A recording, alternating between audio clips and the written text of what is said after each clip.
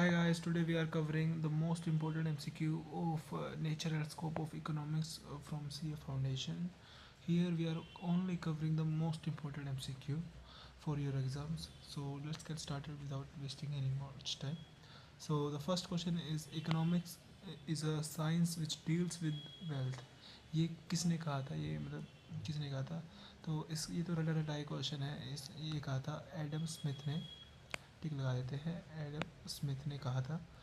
So the second question is exploitation and inequality are minimal under.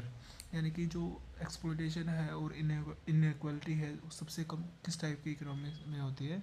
तो वो होती है सोशलिज्म में. यानी कि सबका साथ सबका विकास जैसे भी होती है, मतलब सबको साथ लेकर चलते हैं, तो वो सोशलिज्म में होता है. So the next question is which is the following is a cause of economic problem. इनमें से क्या जो है कारण है इकोनॉमिक प्रॉब्लम का? तो ये तो सभी है, मतलब स्कैसिटी ऑफ रिसोर्स भी है, अनलिमिटेड वांट्स भी है, अल्टरनेटिव यूजेस भी हैं. सो इसका आंसर आ जाएगा all of the above. The law of scarcity, मतलब लॉ ऑफ स्कैसिटी यानी कि अपने वांट ज़्यादा है और रिसोर्सेज बहुत ही कम है, तो वो लॉ है. तो इसमें से देखते हैं मोस्ट अप्रोप्रिएट आंसर क्या होगा. So that does not apply to rich and developed countries, ये तो नहीं है. Does not apply to poor and developed country, ये भी नहीं है. Implies only to the social, नहीं. Implies that all consumer wants will never be completely satisfied. मतलब यही अप्रोप्रिएट आंसर लग रहा है कि यानी कि रिसोर्सेज कम है और वांट्स बहुत ज़्यादा है, वो कभी भी सेटिस्फाई नहीं हो सकती. विच of the following is not with in the scope of business economics. इनमें से क्या है जो बिजनेस इकोनॉमी के स्कोप के अंडर ही नहीं आता? तो कैपिटल बजटिंग ये आता है. अकाउंटिंग स्टैंडर्ड्स ये तो नहीं आता. यही आंसर होगा. बिजनेस साइकिल आता है. रिस्क एनालिसिस आता है. Next question is when we study why saving rates are high और लो. वी आर स्टडिंग, यहाँ की हम ये जो पढ़ रहे होते हैं saving rates are high and low, ये हम किसके अंदर पढ़ रहे होते हैं? तो इसका आंसर आता है मैक्रो इकोनॉमिक्स. ये कि मेजर फैक्टर्स है, पूरी इकोनॉमी को इफेक्ट करते हैं, इसलिए मैक्रो इकोनॉमिक्स इसका answer. Question is which of the following is not an economic activity. इनमें से कौन सी इकोनॉमिक एक्टिविटी नहीं है? तो अब इसमें से आंसर पढ़ते हैं. अ son looking after his अलाइंग mother, मतलब नहीं लग रहा मेरे को तो ये. और अगला क्वेश्चन पढ़ते हैं. Chartered accountant doing his own practice, ये इकोनॉमिक एक्टिविटी है. A soldier serving is the border, ये भी है. ग्रोइंग मिलेट्स, ये भी है. तो इसका सीधा सा आंसर आ जाएगा a son looking after his ailing mother. So next question is question like what should be level of national income, what should be the wage rate fall within the scope of. ये किसके scope है, किसके under आता है? Positive science के अंदर, normative science के अंदर, या दोनों के अंदर, या किसी में भी नहीं? तो इसका बड़ा सिंपल सा आंसर है नॉर्मेटिव साइंस के अंदर आता है ये. ये अपनी बुक्स में सीधी सीधी लाइन भी लिखी हुई है, तो आप वहाँ से भी रेफ़र कर सकते हैं. नेक्स्ट क्वेश्चन आता है the branch of economic theory that deals with the problem of allocation of resources is. मतलब कौन सी ब्रांच है इकोनॉमी का, कौन सा जो हम पढ़ रहे हैं माइक्रो मैक्रो जो भी है, वो कौन सी इनमें से कौन सी है जो डील करती है problem of allocation of resources से? तो इसका तो बड़ा ही सिंपल सा आंसर है, वो है micro economics. Obviously micro economics क्या है, डील करती है कि रिसोर्सेज को एलोकेट कैसे किए जाएंगे, तो माइक्रो इकोनॉमिक्स ही डील करती है.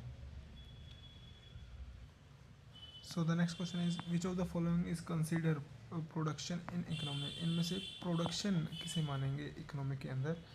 Teaching economics to see a student in class, singing a song before friends, flying kites for pleasure, teaching concept of economics to friend in library. तो इसका सिंपल सा आंसर है अपना ए, कि ये मतलब इकोनॉमी के में वैल्यू ऐड कर रहा है. Teaching economics to see students in class, यानी कि ये लाइक अ बिजनेस हो गया. तो इसका सिंपल सा ही आंसर था. Next question is an applied economy that फिल्स the gap between economic theory and business practice, यानी कि इकोनॉमिक में जो थ्योरी है और असली बिजनेस में जो प्रैक्टिस है उसको कौन सी इकोनॉमिक फुलफिल जो है गैप फुलफिल करती है, वो है बिजनेस इकोनॉमिक्स। नेक्स्ट क्वेश्चन आता है administered price are determined in socialism by government, sorry market forces, government या बोथ हैंड भी।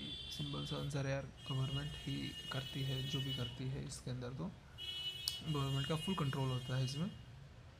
और नेक्स्ट क्वेश्चन था विच of the following is a demerit of capitalism, इनमें से कौन सी जो डीमेरिट है कैपिटलिज्म जो कि इकोनॉमी होती है उसमें। So first option is there is a precedence of property right over human rights, it function in a domestic framework, high degree of operating efficiency. तो इसका तो आंसर है A, there is a precedence of property right over human rights. ठीक ठाक answer था, मतलब which of the following is included in study of micro economics, micro economics के scope में इनमें से क्या क्या आता है। So product pricing, factor pricing, both A and B and none. इसका तो ऑब्वियसली आंसर सी ही होगा कि दोनों ही इंक्लूड जो भी स्टडी हम करते हैं। इम्पोर्टेंट क्वेश्चन है स्कार्सिटी डेफिनेशन किसने दी इकोनॉमिक जो कि इकोनॉमिक्स में, इनमें से किसने स्कार्सिटी की जो है डेफिनेशन दी थी। सो इसका आंसर है लिप्सी, एडम स्मिथ और जेबी से और रॉबिन्सन। तो रॉबिन्सन इसका राइट आंसर है, इम्पोर्टेंट है। नेक्स्ट क्वेश्चन आता है business economic in its approach is pragmatic, idealistic, normative और नन ऑफ द अबव। ये भी इम्पोर्टेंट क्वेश्चन है, ये भी इम्पोर्टेंट था और इसको आंसर जो है वो है प्रैग्मेटिक। याद कर जाना, रट्टा मारने वाला क्वेश्चन है, प्रैग्मेटिक अप्रोच है बिजनेस इकोनॉमी की, याद कर जाना। Most of the economic problems are of dash nature and are affected by dash. So option पढ़ते हैं कॉम्प्लेक्स और several forces, simple several forces, simple single factor, complex single factor. नहीं, complex होती है इसकी प्रॉब्लम और बहुत सारी फोर्सेस से जो है अफेक्ट हो जाती है।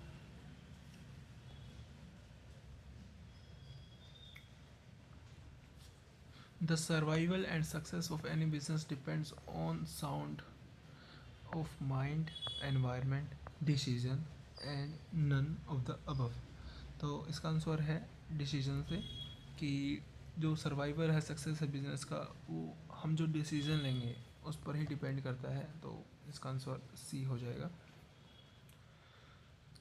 Socialist economy is a system of production where goods and services are produced dash to generate profit directly for use or both A and B। तो to generate directly for use, मतलब इसका answer मेरे को लग रहा है directly for use ही होगा, क्योंकि इसमें हम प्रॉफिट नहीं देखते। इम्पोर्टेंट है dash is a concern with welfare preposition, मतलब इनमें से कौन सा जो है कंसर्न है वेलफेयर प्रोपोजिशन के लिए। तो अब इसका आंसर है दोनों ही, नॉर्मेटिव भी और पॉजिटिव भी, दोनों ही अप्रोच कंसर्न है वेलफेयर प्रोपोजिशन के लिए इकोनॉमी के। तो इसका आंसर सी हो जाएगा।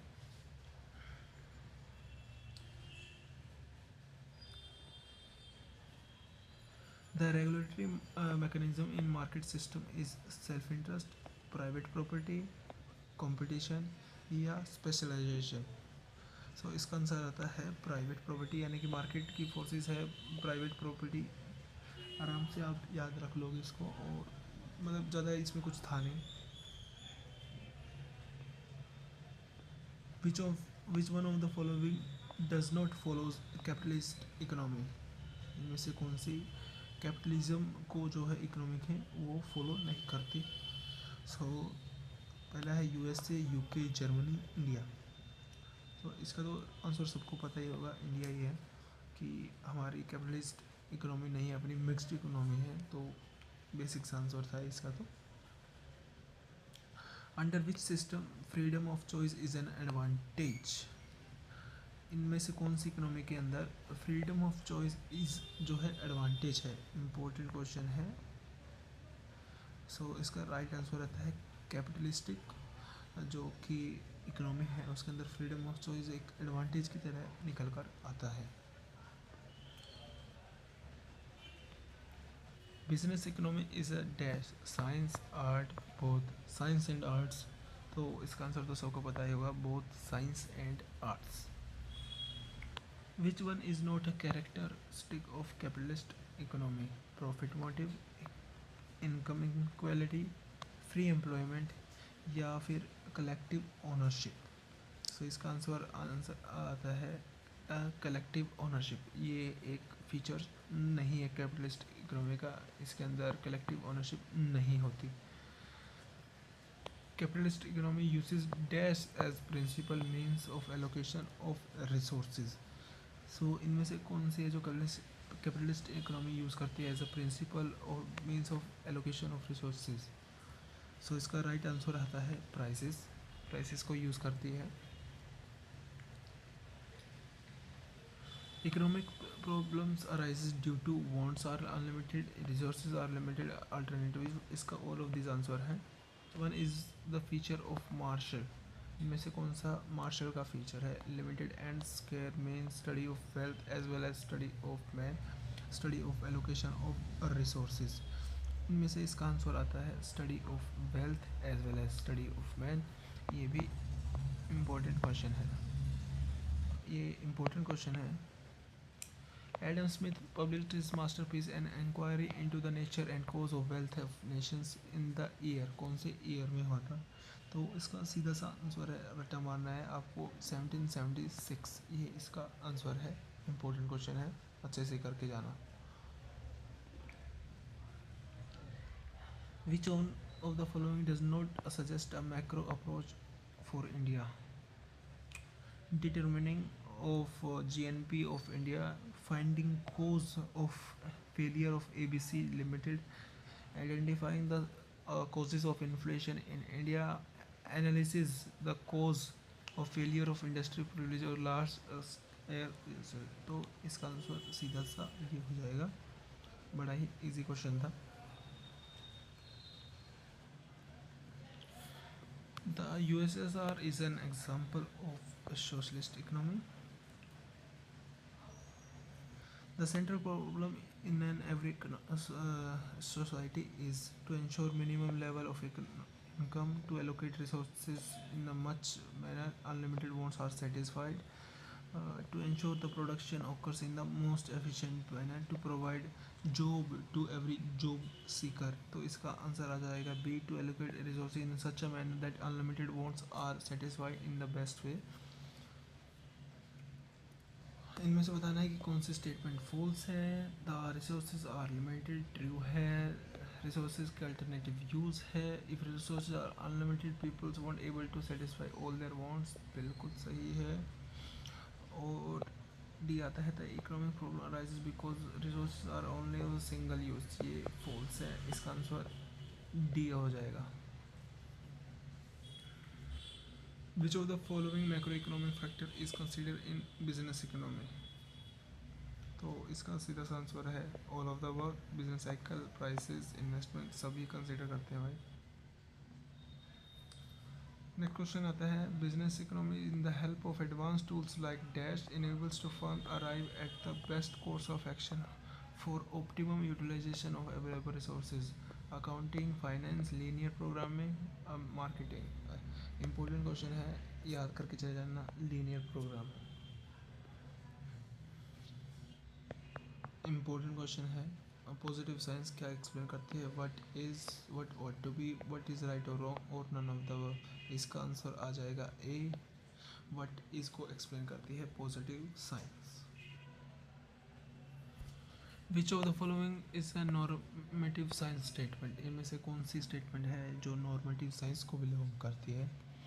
सो unemployment rate decreases with the industrialisation, नहीं ये नहीं लग रहा। Economy is a social science that studies human behaviour, नहीं। The minimum wage should be raise to 200 per day, ये लग रहा है। India spends a huge amount of money to a national defence. तो सी ही लग रहा है मोस्ट अप्रोप्रिएट, तो ये सी आंसर हो जाएगा।